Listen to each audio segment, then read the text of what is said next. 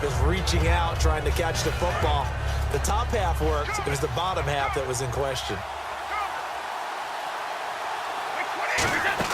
They'll go for it. It's Brady. And look at this. They get the turnover they needed. It's intercepted. A great read, and it's picked off. A critical error there in a tight game in the fourth. All you talk about is taking care of the football, and especially with a lead here in the fourth quarter. Turning it over, now the door is open for the opposition. Just in general, when you're passing in the fourth quarter with a lead, no matter at what point, you got to be super careful. Got to be careful, and sometimes you can be so careful that you end up running yourself into an error. Now Brady, and complete on the right side to Bennett. 5 yards on the catch there, brings up second down. I'm wondering if the same thing went through your mind as mine. When I see a big man like that make a catch, all I keep thinking to myself is, big man with football. Look out, everyone. He may not juke you a whole lot, right? He may not run past you because of his size. You're talking about a guy weighing in the 270 range. But, boy, once he gets his mitts on the ball, he's going to be tough to bring down. Call it a gain of 7, and it gets him a new set of downs. And they're going to speed things up here. Partner, it's a lot of fun watching the NFL now, isn't it? Because when the big fella runs routes, it used to be when we were kids, he'd run about 3 different routes, and that was it. Now he can run anything and catch the balls we just saw there. Time starting to run out here in the fourth. This defense just trying to keep the offense off the board and preserve this potential victory. Now Brady again. And he's going to drop this off to his fullback. Just a 1-yard pickup on the play, and that is going to set up a 3rd and 1. Time for a break. We'll come back, see what transpires after this. And if the defense can hold here, this ball game is over. And they're thinking more than just holding. They're thinking about a takeaway to finish things off. Brady to throw on 3rd and 1. And that's complete. It's Watson. And he will have the first down before he's brought down at the 3.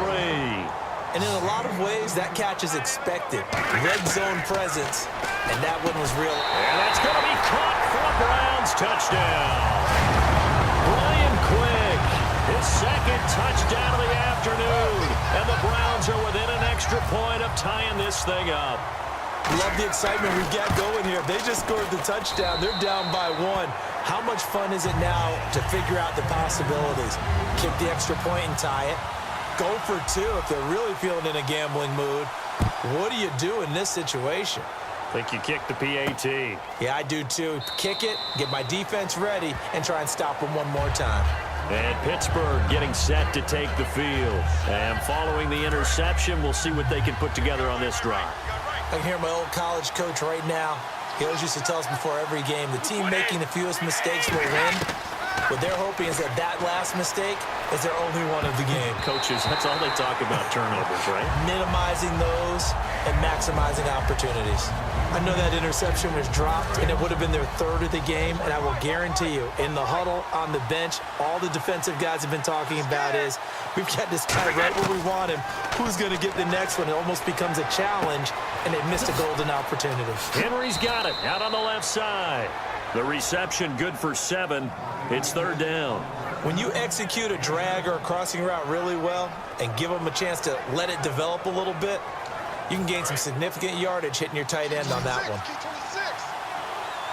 They brought in an extra defensive back here, so probably not expecting a run on 3rd and 3. A good call. Here's Brady to throw. The catch made by Miller. They give him 5 yards there, and it's enough for the first. Looking to speed things up here, going with some tempo. Brady now to throw. Over the middle, and it's incomplete. He was looking for his favorite target, A.J. Green, that time. And now it's 2nd down.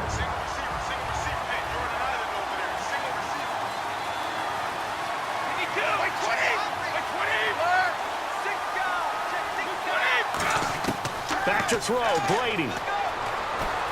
Green's got it over the middle. And he is out of bounds on the other side of midfield. 18 yards the gain for number 18. Good throw, good catch, but I really like the route. The drag and being able to run away from defenders, hard to stick with them for that long. Yeah, better against man than zone, or? Better against man, because now you're running away from someone and you're not running into a defensive player in another zone. To throw, it's Brady. A screen to Bell. 20! And he carries this one all the way down to the 9. And now a timeout called defensively by the Browns.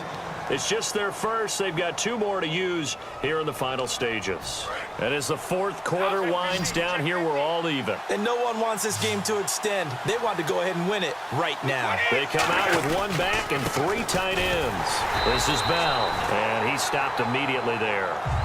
And now the Browns are going to take another timeout. That'll leave them with just 1 remaining in this fourth quarter of play.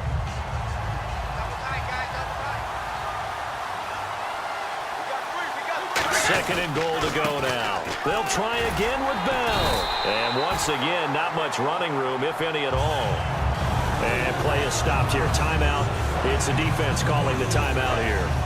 It'll be their 3rd and final timeout, so as they talk things over, we'll step aside.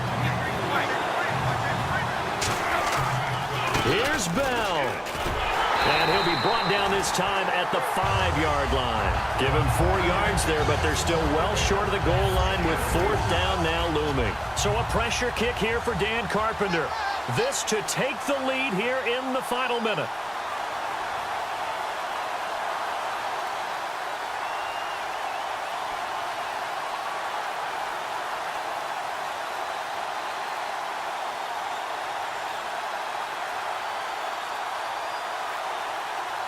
And the play clock running down, so Mike Tomlin burns a timeout. It's just their first. They've got 2 more to use here in the final stages.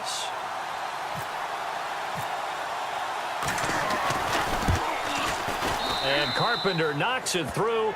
And the sideline celebrates as they have taken the lead in the final minute. And I tell you, when it comes to needing a field goal in closing seconds, pressure situation, there's something to be said for having a veteran kicker trot out there. Agreed. It's so nice to have someone you can rely on, someone who you know has done it before. And this guy's as cool as they come, isn't he? And now Cleveland geared up to take the field. So you're right there, but obviously the clock is not your friend. How do you handle this situation? You're thinking 2 plays. 1 to get yourself in position for the second one, whether you're able to get into field goal range or you have to try another deep pass, another Hail Mary, but you're trying to get the first one to a receiver, get out of bounds, and give yourself a chance to set things up for an And this would have been intercepted if he could have gotten the feet in. He didn't, so it's incomplete. Boy, that one really could have turned this thing upside down. And that's why defenders are often frustrated offensive guys. Actually made the catch, looked good doing it, but couldn't get his feet down in order to finish off the takeaway. And, oh, a crusher there as it's intercepted. Darius Slay with a pick. Oh, he's got some breathing room. And he brings this one back. It's a pick 6 for a Steeler touchdown. That was an interception, but on the field, the guys who are picking it off, they're not saying that. What word are they using? It's Oski, and that means catch the ball. So we had action to the very